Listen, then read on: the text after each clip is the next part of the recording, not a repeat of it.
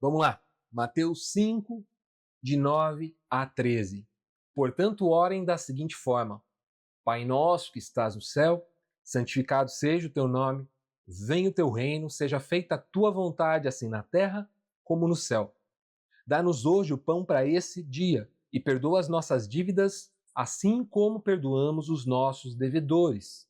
E não nos deixes cair em tentação, mas livrai-nos do mal, pois teu é o reino, o poder e a glória para sempre. Amém. Você já parou para pensar quanto é que valeria uma aula de futebol com Pelé?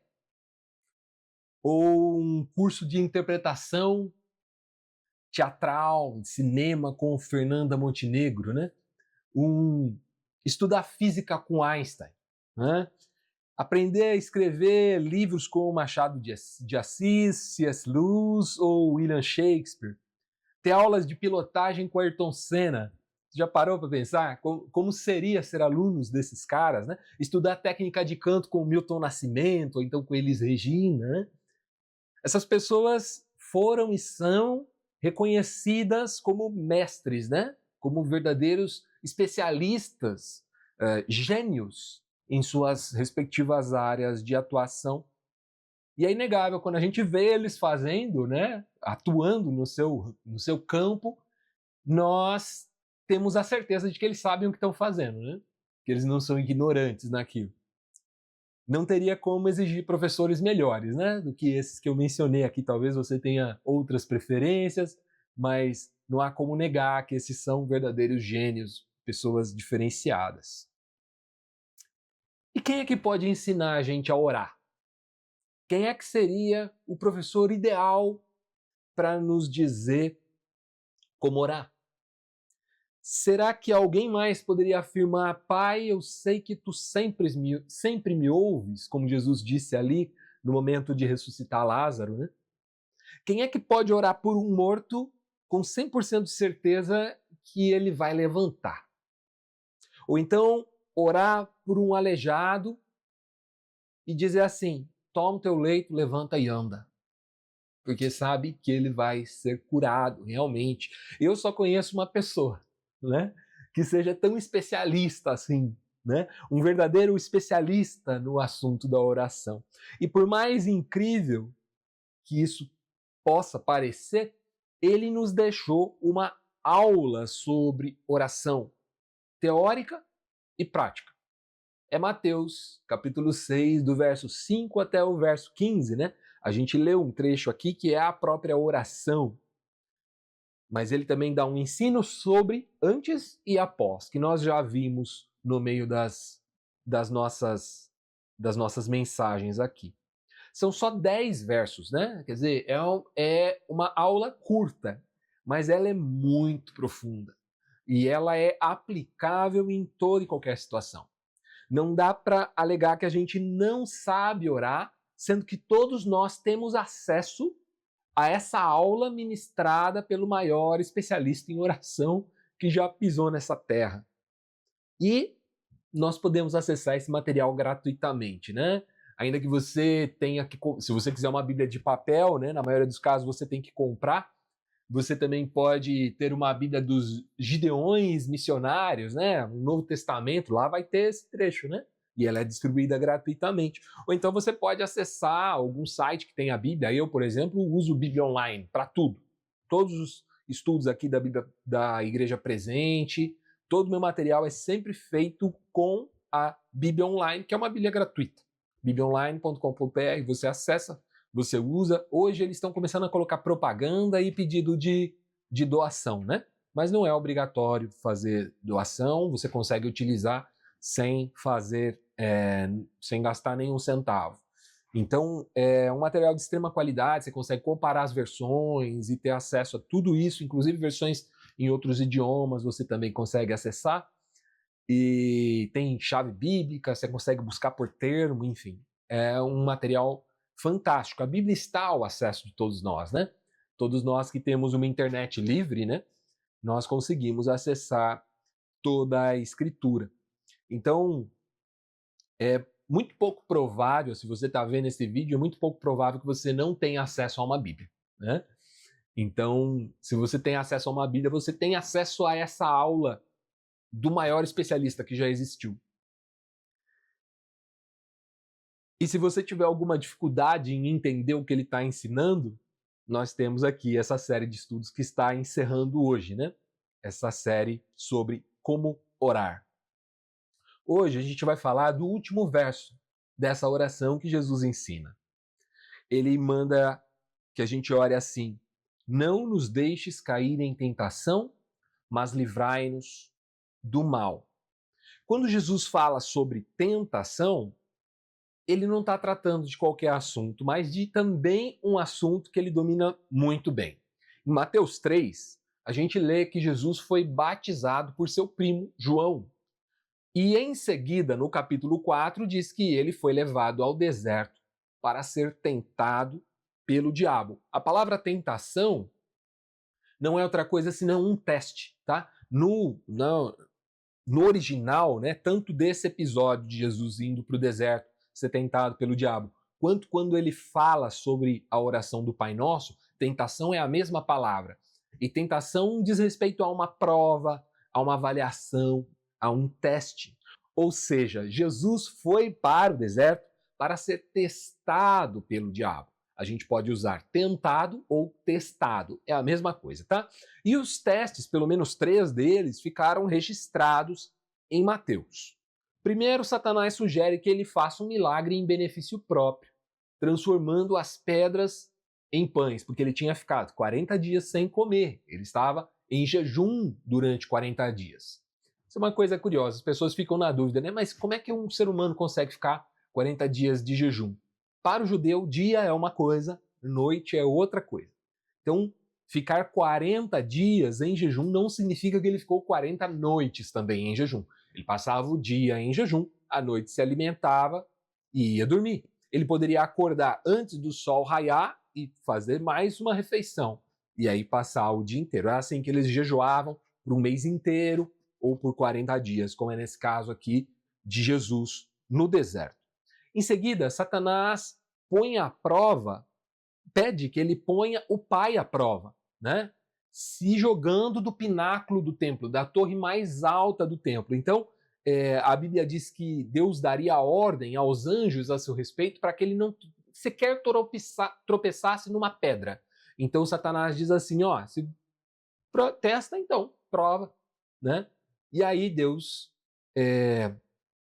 existe um mandamento que a gente não põe a Deus à prova. E Jesus responde isso para Satanás, né? Essa resposta estava na ponta da língua. E a terceira tentação é quando Satanás oferece a Jesus todos os reinos do mundo se ele prostrasse e ajoelhasse diante do diabo e o adorasse. Jesus resistiu e rebateu cada um desses testes, né, com sabedoria e com resiliência também. Ele estava com a fome apertando depois de 40 dias de jejum, sozinho no meio do deserto, mas ele se recusou a modificar a realidade em benefício próprio. Guarde isso aí que a gente vai falar um pouco mais depois. Atirar-se do pináculo do templo seria uma prova irrefutável da sua natureza divina. Se ele saltasse do pináculo e fosse aparado pelos anjos, como o texto diz que Deus providenciaria, todos os líderes judeus iam ter que reconhecer que ele era o Messias. Aquilo seria um atalho, né, para que Jesus chegasse ao seu lugar de glória. Mas Jesus se recusou a tentar a Deus. Muito bem.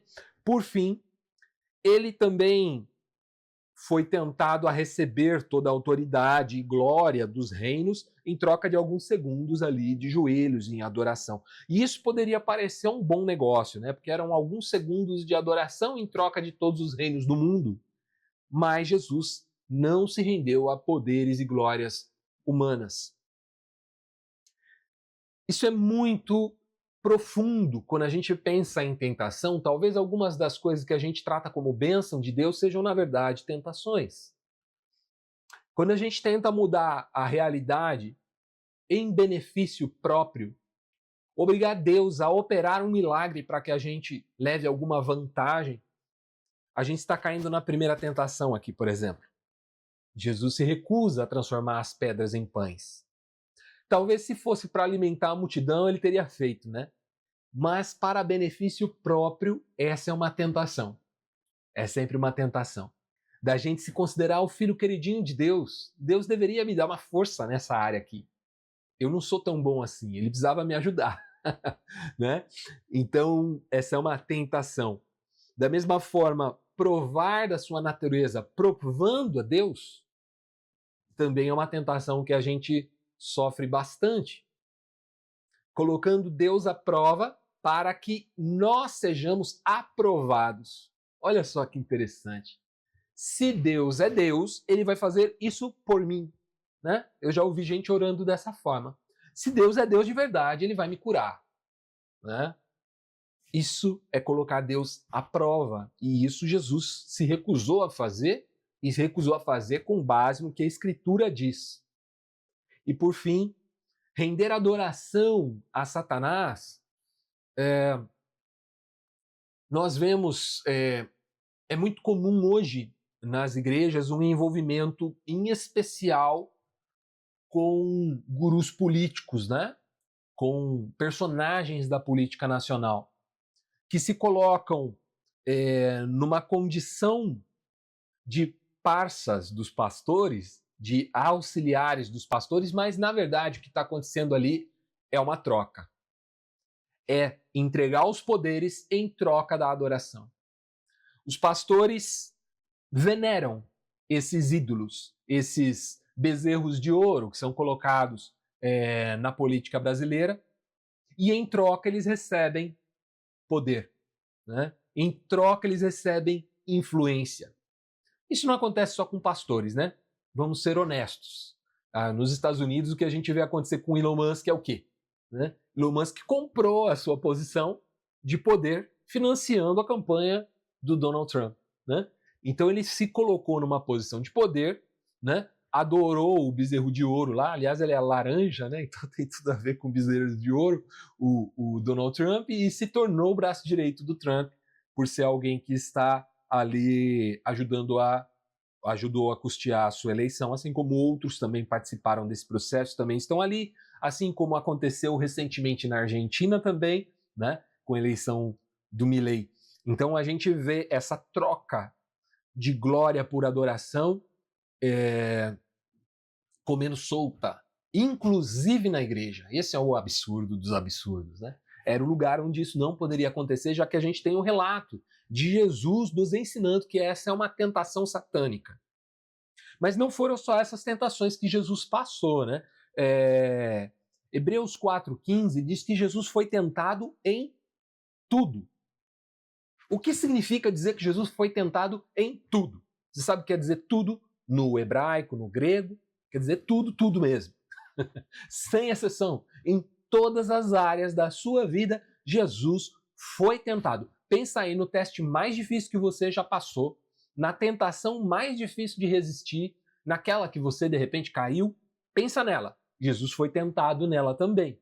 Jesus foi tentado em todas as coisas. Jesus sofreu tentações financeiras, Jesus sofreu tentações na área sexual, Jesus sofreu tentações na área comercial, Jesus sofreu tentações com as suas paixões políticas, Jesus sofreu tentação com relação a falar a verdade, Jesus sofreu tentações com relação aos seus familiares, Jesus sofreu tentações com questões éticas, com relação à vontade de revidar uma injustiça sofrida. Jesus teve vontade de fazer justiça com as próprias mãos. Ele foi tentado em tudo, mas sem pecado. Jesus não caiu diante da tentação. É isso que diz o autor aos Hebreus. Hebreus 4:15.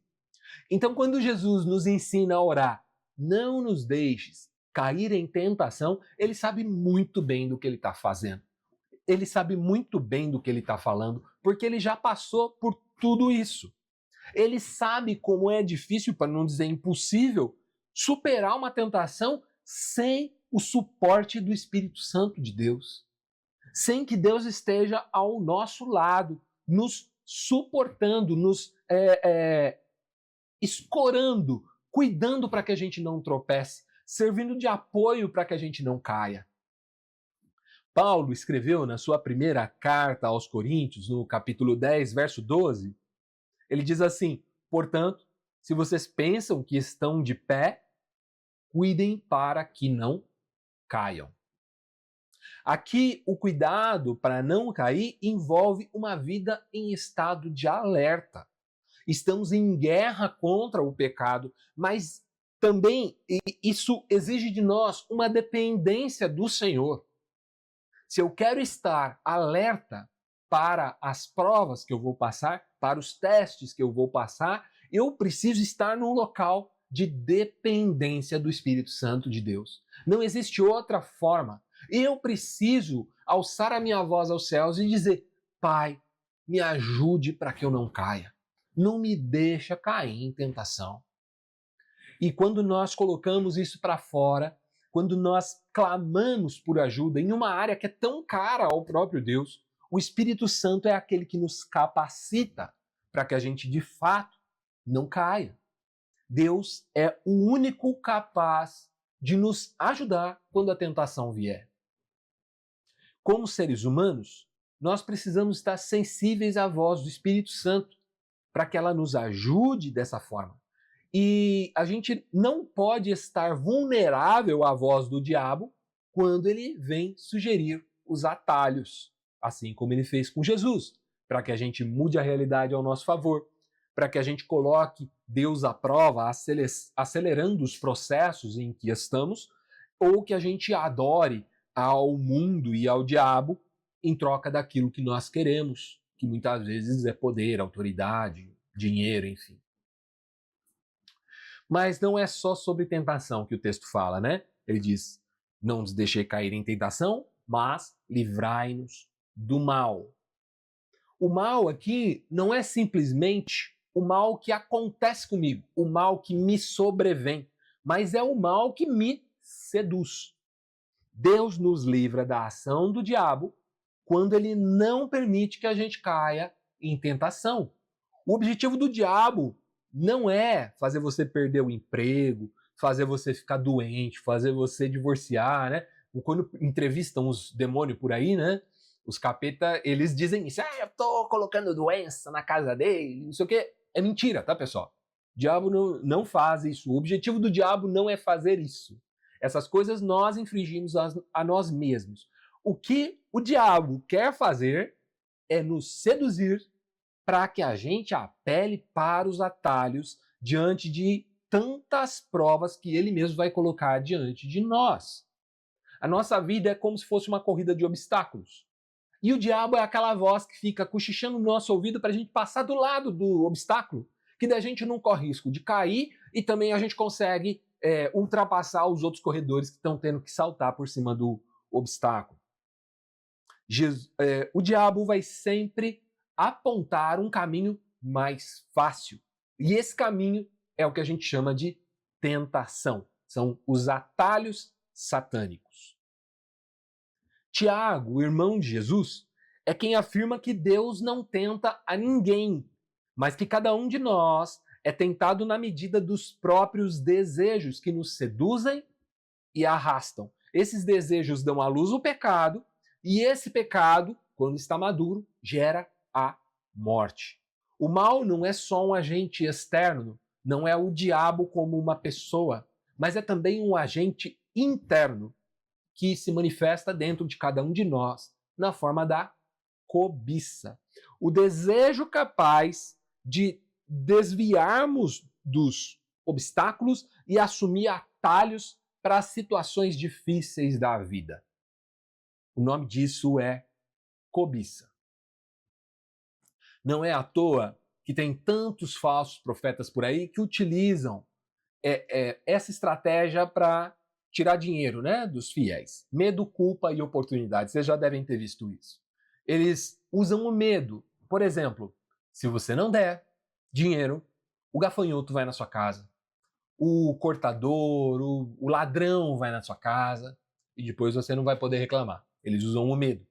Eles usam a culpa. Eles dizem assim: mas você está passando provação, irmão, mas você foi no culto semana passada? Não foi, né? Então, Quem não vai no culto não pode pedir nada para Deus. Você é culpado. Eles usam a culpa. E por último, eles usam a oportunidade. Dê para Deus e Deus vai te devolver em medida recalcada e transbordante. Então eles utilizam esses três atalhos. Na verdade, são atalhos. São tentações de Satanás para tentar seduzir as pessoas para lhes dar dinheiro.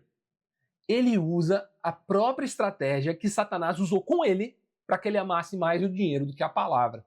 Ele vai e faz a mesma coisa com os seus seguidores, tentando iludi-los com aquilo que não é eterno.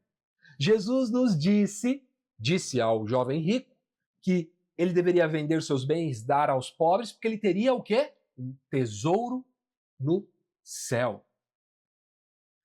O tesouro no céu é aquilo que não pode ser corrompido pelo tempo, aquilo que não pode ser roubado, aquilo que não pode ser alcançado por ninguém. Ninguém é capaz de aumentar o meu tesouro no céu e ninguém é capaz de diminuir o meu tesouro no céu. Nenhum agente externo pode fazer isso. Eu acumulo tesouros no céu quando eu abro mão dos tesouros da terra. É isso que Jesus nos ensina. A Bíblia diz que sobre todas as coisas que nós devemos guardar o coração. É de lá que vêm os tesouros da alma. Esses tesouros são esses tesouros eternos. Tesouros que vêm do coração, não vêm de uma fonte externa. Não adianta a gente buscar atalhos para tesouros que estão dentro de nós mesmos. Nós precisamos passar processos, nós precisamos viver a vida. E nós, com o auxílio do Espírito Santo, vamos suportar tudo aquilo que tenta minar essa nossa descoberta dos tesouros que existem dentro de nós, para que a gente semeie para a eternidade, onde traça não come, ladrão não rouba. Não é dando dinheiro para alguém que a gente vai garantir que o ladrão não vai roubar. O mal, seja ele interno ou externo, é a força que nos empurra na direção da tentação. Então, livrai-nos do mal é um pedido para que o Pai nos liberte de toda tentativa de Satanás de nos empurrar na direção da tentação. Nós temos um Pai que nos livra do mal na medida que nos ajuda a resistir à tentação. Partindo para a conclusão, a oração do Pai Nosso termina com uma doxologia. Pois teu é o reino, o poder e a glória para sempre. Amém. Doxologias são formas litúrgicas de louvor e adoração que a gente encontra em toda a história da igreja. São frases prontas, de adoração. Por exemplo, glória ao Pai, ao Filho, ao Santo Espírito, desde agora e para sempre. Amém. A Deus seja a glória para sempre. Amém. São doxologias, porque dele, por ele, para ele são todas as coisas. Glória, pois, a ele. Amém. Tudo isso é doxologia. Eu tenho uma música de doxologia que a gente já cantou aqui. Deus é capaz de fazer infinitamente mais do que tudo que pedimos ou pensamos, conforme o seu poder que opera em nosso ser. A ele seja a glória na igreja e em Jesus Cristo para sempre. Amém. Alguns acreditam que essa doxologia do Pai Nosso é um acréscimo posterior à oração, que não necessariamente Jesus a disse no momento em que ele estava ensinando, já que essa parte não aparece em algumas das cópias mais antigas da Escritura. O fato é que o texto chegou assim para a gente, Chegou para a gente com a doxologia. E seja essa doxologia uma fala do próprio Jesus, ou seja ela um comentário do copista, que isso acontecia muito, A pessoa estava copiando. Eu imagino alguém fazendo a cópia, não sei se foi assim que aconteceu, Mas imagino alguém fazendo a cópia e ele de repente foi tomado por um sentimento de gratidão por aquilo que ele estava escrevendo e ele põe para fora na forma de uma doxologia. Ele escreve um verso como exaltação de Deus, ao fim da oração que Jesus ensina. E aí ele diz, pois teu é o reino, o poder e a glória para sempre. Amém. E para que serve essa doxologia? Na oração do Pai Nosso, especificamente. Para que ela serve? O que ela acrescenta ao texto? Nós, hoje, temos o hábito de orar e ao final da oração dizemos em nome de Jesus, amém. Né? Na nossa cultura isso é muito comum, na cultura evangélica, né? Eu estou dizendo. Isso é muito comum. Em a maioria das igrejas protestantes, a gente encontra essa prática. Isso não era comum no tempo dos copistas aqui do Novo Testamento, tá? Não era assim que eles terminavam as orações. Em geral, eles terminavam com uma doxologia, né? E para que serve? Da mesma forma que quando a gente diz em nome de Jesus. Para que serve?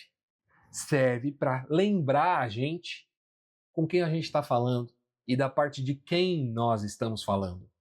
Pensa. Teu é o reino, o poder e a glória para sempre. Amém. O reino é dele, o poder é dele, a glória é dele. Isso significa que ele é o Senhor.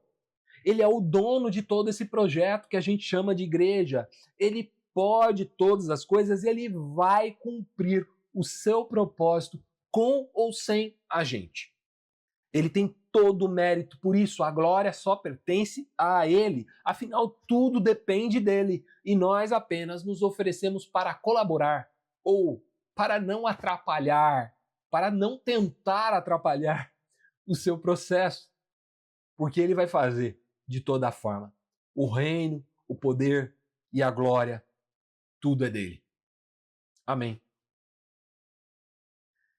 É isso que eu queria compartilhar com vocês e assim a gente encerra essa série sobre oração. Em breve a gente inicia uma outra série, né? Em geral, a gente pula algumas semanas, então provavelmente na semana que vem a gente vai ter um outro estudo que não é de uma série, um estudo isolado, e na outra semana ou 2 semanas adiante a gente volta a uma nova série, tá bom? E para concluir, como de costume, temos uma perguntinha para que a gente se edifique mutuamente aqui e troque uma ideia. A pergunta que eu tenho é a seguinte: como você tem buscado a ajuda de Deus para resistir à tentação? Como você tem buscado a ajuda de Deus para resistir à tentação? Você pode abrir o microfone e falar. Se já tiver alguém com o microfone aberto, basta levantar a mão, aguardar e aí você participa. Que bom que você chegou até aqui. É sinal que você assistiu toda a mensagem, e se você assistiu toda a mensagem, é sinal que ela te edificou de alguma forma, te levou a alguma reflexão. E queira ou não, esse é o motivo principal da gente estar aqui, gerar uma fé que é forjada na reflexão, no questionamento, na dúvida. Tanto que você deve ter notado que no final da mensagem sempre tem uma pergunta para o pessoal que está participando ao vivo interagir, compartilhar novos pontos de vista, trazer contraponto, somar a toda a ideia que foi exposta. Se por um acaso você está assistindo aqui e não viu a reunião ao vivo, você também pode interagir aqui nos comentários desse post ou mandando inbox pra gente. Te interessa participar das nossas reuniões? É muito fácil. Essas reuniões acontecem totalmente online, então você pode participar de qualquer lugar do Brasil pelo Google Meet. Para acessar é só entrar em igrejapresente.com/encontro. Salvo raríssimas exceções, as nossas reuniões acontecem todos os sábados às 20 horas.